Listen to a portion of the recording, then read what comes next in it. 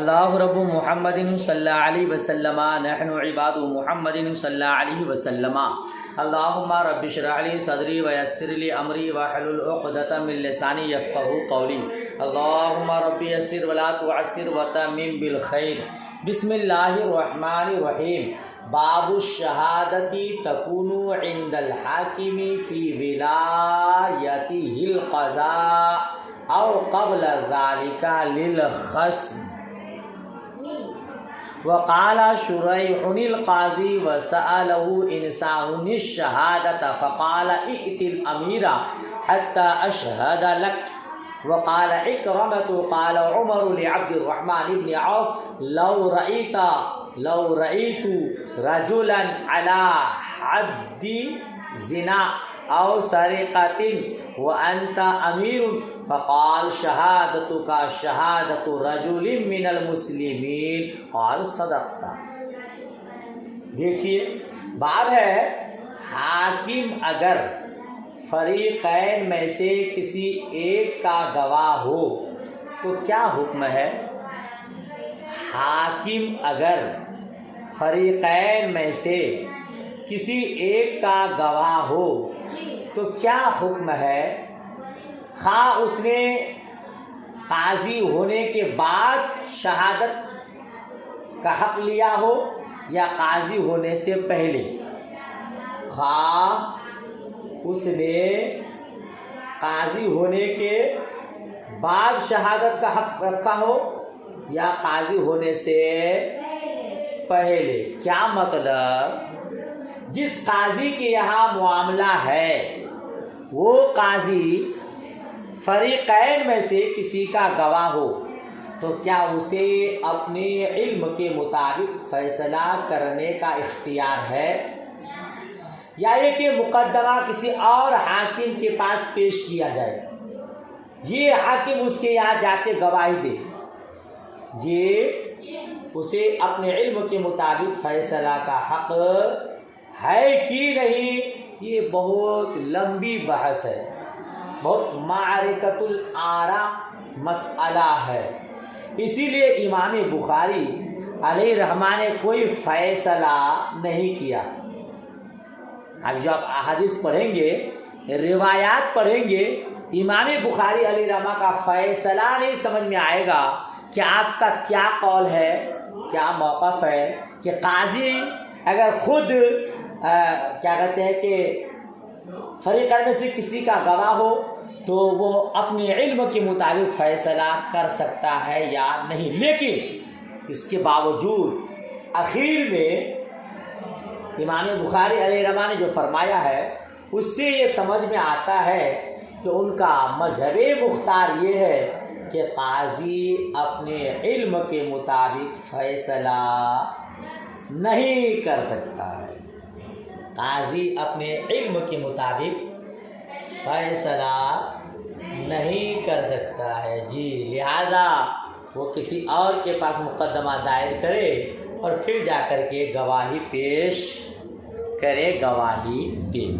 دیکھیے تعلیقات دیکھیے، وقال شریح القاضی، قاضی شریح نے فرمایا، سألہ انسان الشہادۃ، کہ قاضی شریح سے ایک انسان نے گواہی کا سوال کیا۔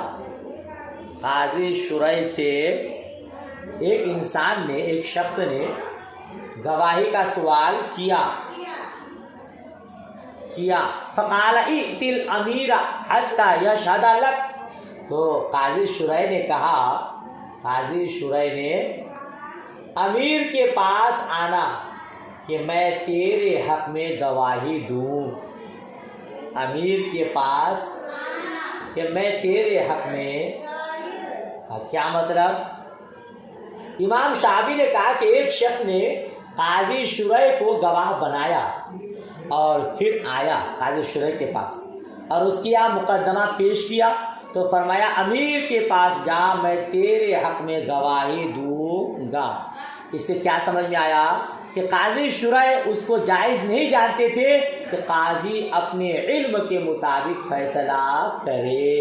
قاضی شریح قاضی ہیں، خود گواہ ہیں، مگر اپنے علم کے مطابق فیصلہ کرنا وہ درست نہیں سمجھتے تھے، اسی لیے کہا کہ اوے تم کسی امیر کے پاس چلو، وہاں مقدمہ دائر کرو، میں تیرے حق میں گواہی دوں گا۔ سمجھ شریف میں بات آئی۔ وقال اکرمۃ قال عمر لعبد الرحمن بن عوف، حضرت اکرمہ نے کہا کہ حضرت عمر رضی اللہ تعالی عنہ نے عبد الرحمن بن عوف رضی اللہ تعالی عنہ سے پوچھا، حضرت عبد الرحمن بن عوف سے پوچھا، کیا پوچھا؟ اگر میں کسی شخص کو زنا یا چوری کرتے دیکھوں، لو رأیت رجلا، یہ رأیتا بھی ہے رأیتو بھی ہے، تو رأیتا جب پڑھیں گے آپ تو ضمیر خطاب، یعنی اگر آپ کسی شخص کو زنا یا چوری کرتے دیکھیں، اور لو رأیتو، اگر میں کسی کو زنا یا چوری کرتے دیکھوں، چوری کرتے، وانت امیر، اور آپ امیر ہو، تو عبد الرحمن بن عوف نے کہا آپ کی گواہی مسلمانوں کے ایک مرد کی گواہی ہے، مسلمانوں میں سے ایک مرد کی گواہی ہے۔ قال صدقت، اس نے کہا کہ آپ نے سچ کہا۔ کس نے؟ حضرت عمر نے فرمایا تم نے سچ کہا۔ حضرت عمر نے کیا کہا؟ تم نے سچ کہا۔ پھر آگے فرماتے ہیں قال عمر لولا ان یقول الناس زاد عمر فی کتاب اللہ لکتبت آیت الرجم بیدی۔ حضرت عمر نے فرمایا اگر اس کا اندیشہ نہ ہوتا، اگر اس کا کہ لوگ کہیں گے عمر نے کتاب اللہ میں بڑھا دیا، کتاب اللہ میں، تو میں آیت رجم کو اپنے ہاتھ سے لکھتا، تو میں آیت رجم کو اپنے ہاتھ سے لکھتا۔ دیکھیے یہ جو آپ نے تعلیق پڑھی، کیا کہتے ہیں کہ اس تعلیق کو امام ابن شہبہ نے بیان کیا ہے۔ یہ حدیث منقطع ہے، یہ حدیث ہے، اس لیے کہ حضرت اکرمہ نے نہ حضرت عمر رضی اللہ تعالیٰ عنہ کا زمانہ پایا ہے، نہ حضرت عبد الرحمن بن عوف رضی اللہ تعالیٰ عنہ کا زمانہ پایا ہے، اور انہوں نے حضرت عمر سے اور حضرت عبد الرحمن بن عوف کی روایت کو بیان کیا ہے، یہ اس کو کیا کہیں گے؟ حدیث منقطع۔ یہ حضرت عمر نے جو فرمایا تم نے سچ کہا، اور اگر لوگوں کے طرف سے یہ گمان نہیں ہوتا، اندیشہ نہیں ہوتا، تو میں اپنے ہاتھ سے آیت رجم کو لکھ دیتا۔ اس سے کیا سمجھ میں آیا؟ اس اثر سے یہ بات سمجھ میں آئی کہ حضرت عمر، حضرت عبد الرحمن بن عوف رضی اللہ تعالیٰ عنہما کا یہ مذہب تھا کہ قاضی کو اپنے علم کے مطابق فیصلہ کرنا جائز نہیں، فیصلہ کرنا۔ آیت رجم کے سلسلہ میں حضرت عمر رضی اللہ تعالیٰ عنہ کے عمل سے ظاہر ہے وہ حاکم کو اپنے علم کے مطابق فیصلہ کرنے کو جائز نہیں سمجھتے تھے، یہ اس لیے کہ ان کو قطعی طور پر معلوم تھا کہ آیت رجم قرآن پاک کی آیت ہے، مگر پھر بھی انہوں نے اسے مصحف میں نہیں لکھا۔ حضرت عمر رضی اللہ تعالیٰ عنہ کو یقینی طور پر معلوم ہے یہ آیت رجم قرآن پاک کی آیت ہے، مگر لوگوں کی طرف سے اندیشہ ہے، وہ کہیں گے کہ انہوں نے کتاب اللہ میں زیادتی کر دی تو اپنے مصحف میں اس کو نہیں لکھا۔ آیت منسوخ ہے نا، آپ نے نور الانوار میں پڑھا نا بھائی، الزانیۃ والزانی فجلدوا کل واحد منہما مئۃ جلدہ، زانی اور زانیہ جب زنا کرے تو 100 کوڑے مارو، لیکن بوڑھا زانی، بوڑھی زانی اگر کر لے تو سنگسار ہے۔ وہ آیت تلاوت میں منسوخ ہے مگر اس کا حکم باقی ہے. حضرت عمر فاروق اعظم فرماتے ہیں اگر لوگوں کی طرف سے اندیشہ نہ ہوتا تو میں اس کو لکھ دیتا تلاوت میں بھی, لیکن لوگوں کی طرف سے اندیشہ ہے, میں نے نہیں کیا. معلوم ہوا کہ آپ بھی اپنے علم کے مطابق فیصلہ کرنے کو جائز نہیں سمجھتے تھے. اب یہ حدیث آپ پڑھ چکے ہوں گے مشکات شریف میں, دیکھیے وَأَقَرَّ مَاعِزٌ عِنْدَ النَّبِيِّ صلی اللہ تعالی علیہ وسلم أَرْبَعًا بِالزِّنَا فَأَمَرَ بِرَجْمِهِ وَلَمْ يُذْكَرْ أَنَّ النَّبِيَّ صلی اللہ تعالی علیہ وسلم أَشْهَدَ مَنْ حَضَرَهُ. جی دیکھیے حضرت ماعز اسلمی, ماعز رضی اللہ تعالی عنہ نے نبی کریم صلی اللہ تعالی علیہ وسلم کے سامنے 4 بار زنا کا اقرار کیا. 4 بار. ہاں آپ نے سنا نہیں واقعہ, ماعز اسلمی سے اللہ کی پناہ زنا ہو گیا, حضور کی بارگاہ میں آئے, اقرار کیے یا رسول اللہ میں نے زنا کر لیا. مصطفیٰ کریم چہرہ پھیر لیے 4 مرتبہ. پھر اس کے بعد مصطفیٰ کریم نے یعنی پردہ ڈالنے کا ارادہ تھا, یہ تھا کہ اگر تم سے گناہ ہو گیا تو رب کی بارگاہ میں خلوص سے نیت کے ساتھ توبہ استغفار کر لیتے. رب نے یہاں دنیا میں پردہ ڈال دیا تو وہاں بھی وہ پردہ ڈال دیتا, مگر تم نے کھول دیا.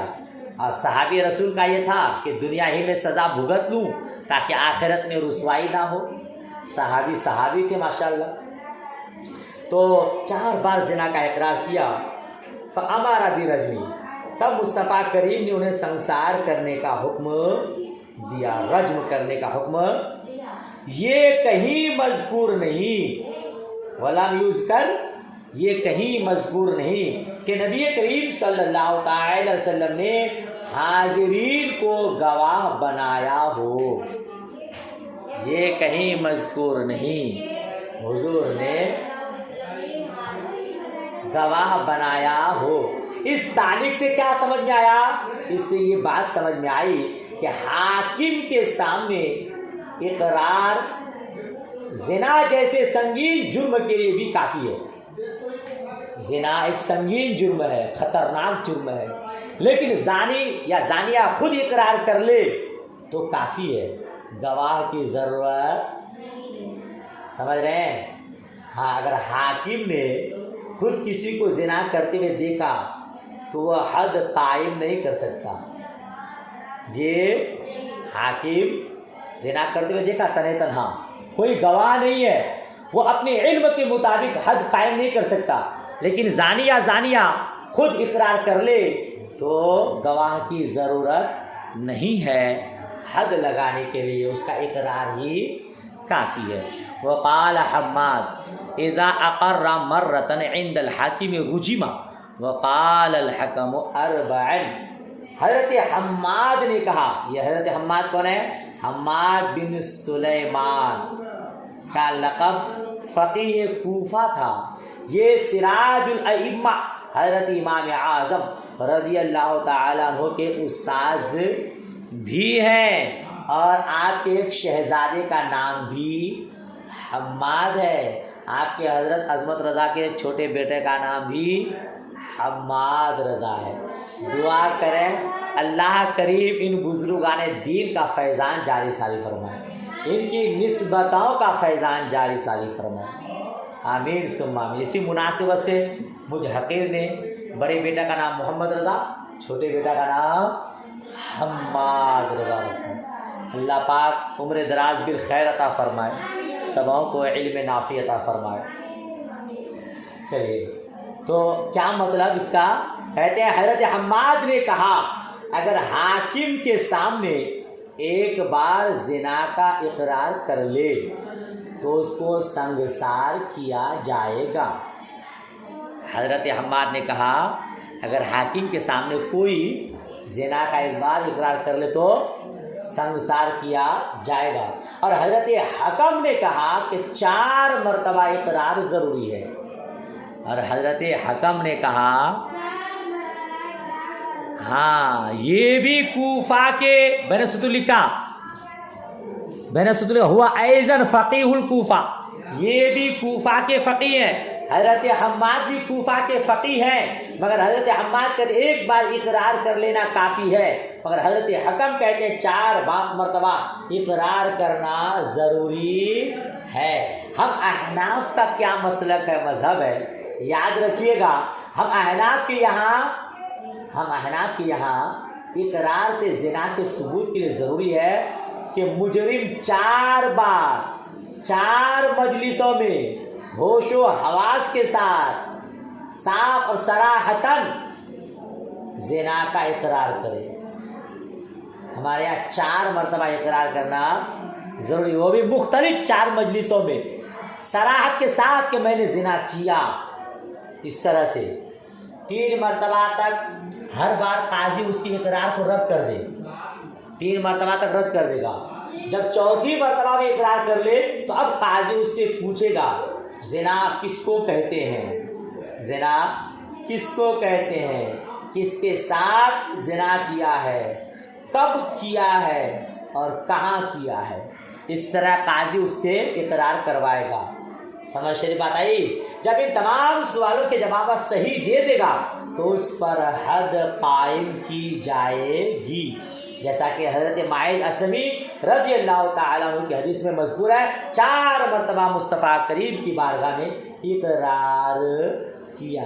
اور ساتھ میں یہ بھی ضروری ہے کہ حاکم کی عدالت میں اقرار کرے، اگر کہیں اور جگہ اقرار کیا تو اس کا اعتبار نہیں، اگرچہ 4 بار یا اس سے بھی زیادہ 4 یا اس سے بھی زیادہ گواہ ہو، مگر شرط یہ کہ بادشاہ اور حاکم کی عدالت میں ہو، قاضی اسلام کی بارگاہ میں جا کر کے اقرار کرے۔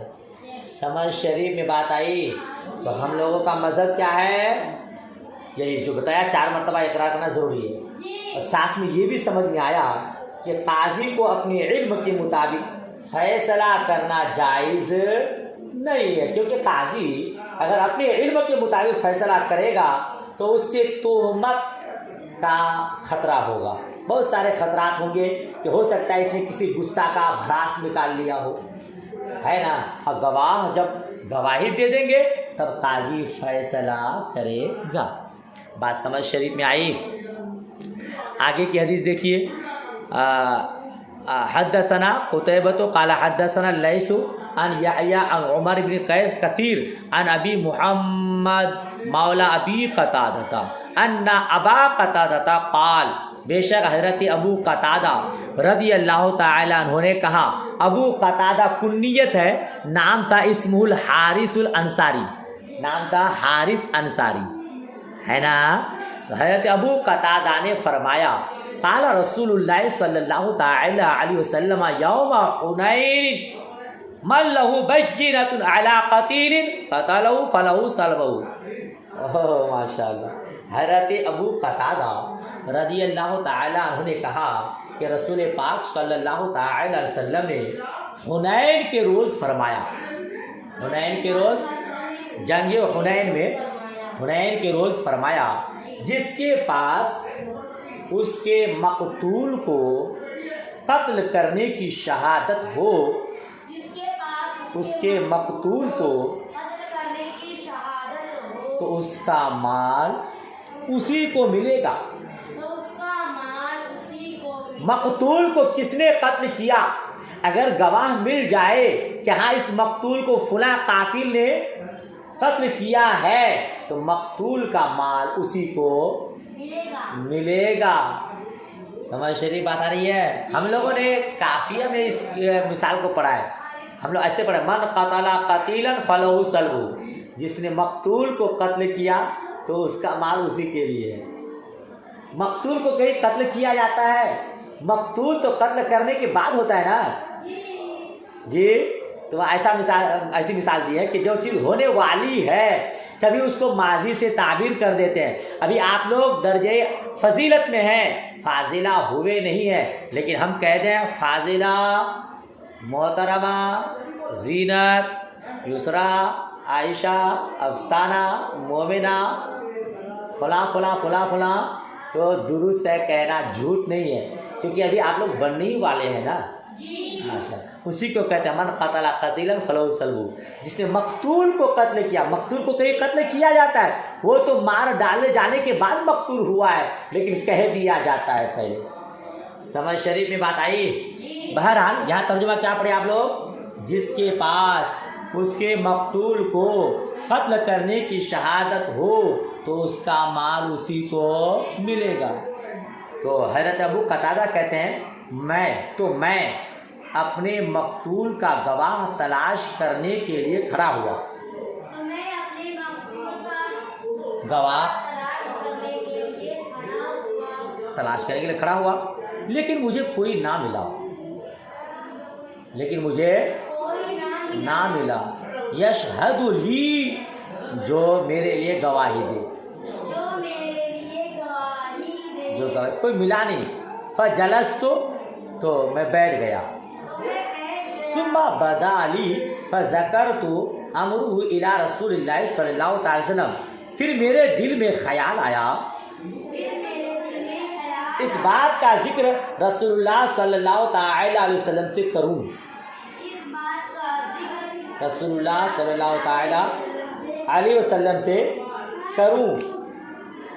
فقال رجل من جلسائه سلاح هذا القتیل الذي يذكر عندي. کہتے ہیں تو پاس بیٹھے ہوئے لوگوں میں سے ایک نے کہا جس مقتول کا میرے سامنے ذکر کیا جا رہا ہے اس کے ہتھیار تو میرے پاس ہیں.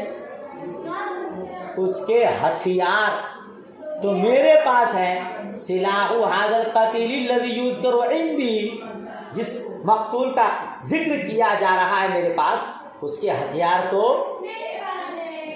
میرے پاس ہے. قال فردہ منہ، جی لہذا انہیں مجھ سے راضی کر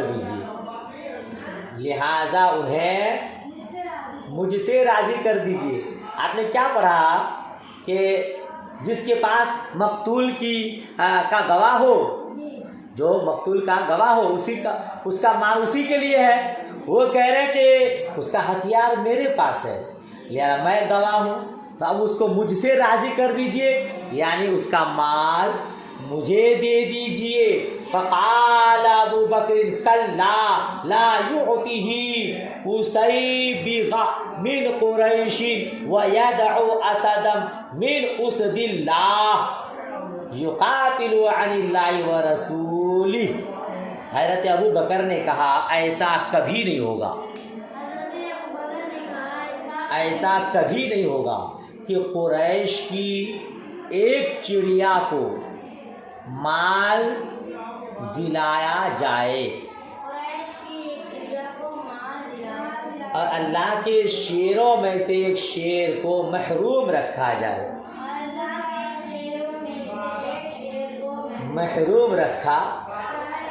جو اللہ اور اس کے رسول کی طرف لڑتا ہے، ایسا ہرگز نہیں ہوگا کہ قریش کے ایک آدمی کو مال دے دیا جائے بزدل کو، اور اللہ کے شیروں میں سے ایک شیر کو محروم رکھا جائے جو اللہ اور اس کے رسول کی طرف سے لڑتا ہے. راوی کا بیان ہے. اب دیکھیے آگے کیا کہتے ہیں. قالا فامر رسول اللہ صلی اللہ علیہ وسلم فاداہ الی فاشتریت منہ خرافا. کہتے ہیں راوی کا بیان ہے کہ رسول اللہ صلی اللہ تعالی علیہ وسلم نے حکم فرمایا تو اس نے ہتھیار مجھے دے دیے.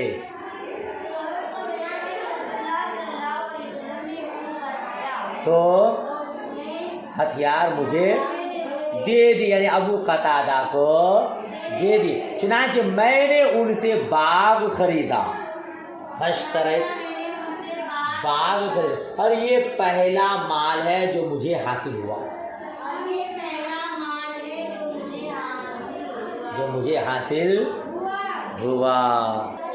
گھنٹی لگ گئی. اللہ اکبر. چلیے تو یہیں تک رہنے دیتے ہیں. وقال اہل الحجاز الحاکم، کل پڑھائیں گے انشاءاللہ تبارک و تعالی۔ دعائے خیر میں یاد۔ اللہ حافظ۔ خدا حافظ۔ خدا